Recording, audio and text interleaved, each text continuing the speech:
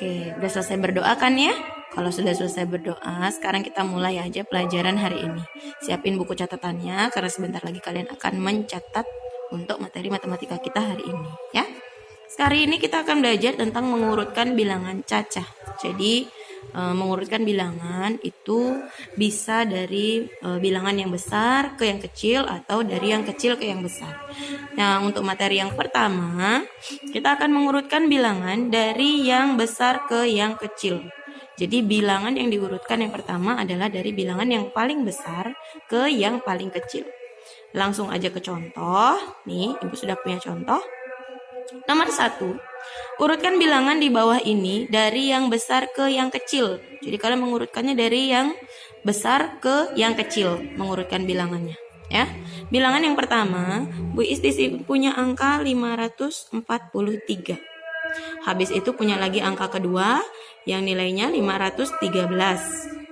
Punya lagi angka yang ketiga, di sini angkanya 573.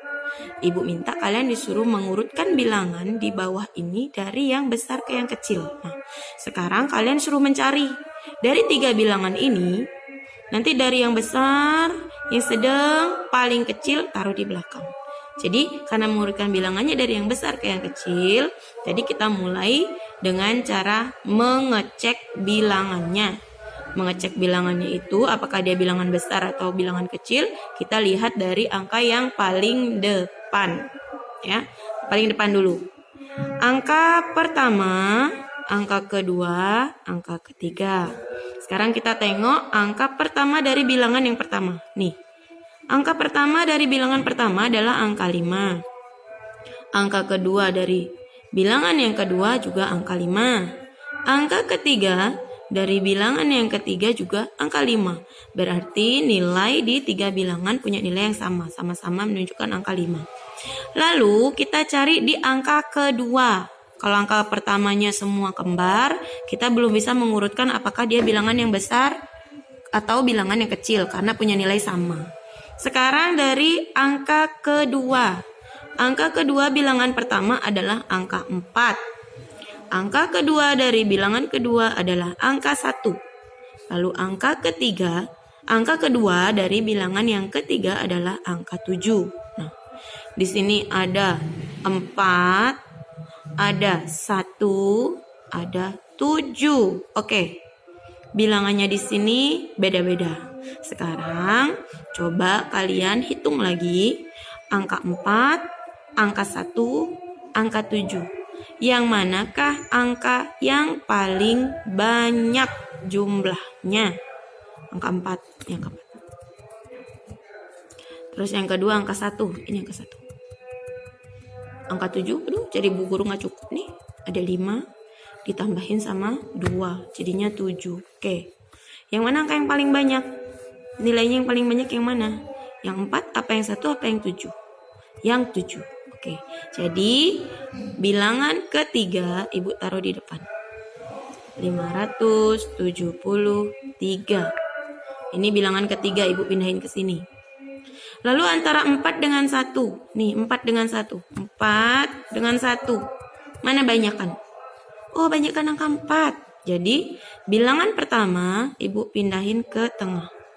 543. Dan bilangan terakhir yang paling kecil adalah angka 1. Jadi bilangan di angka 2 Ibu taruh di paling belakang. Nah, inilah urutan bilangan dari yang besar sampai yang paling kecil.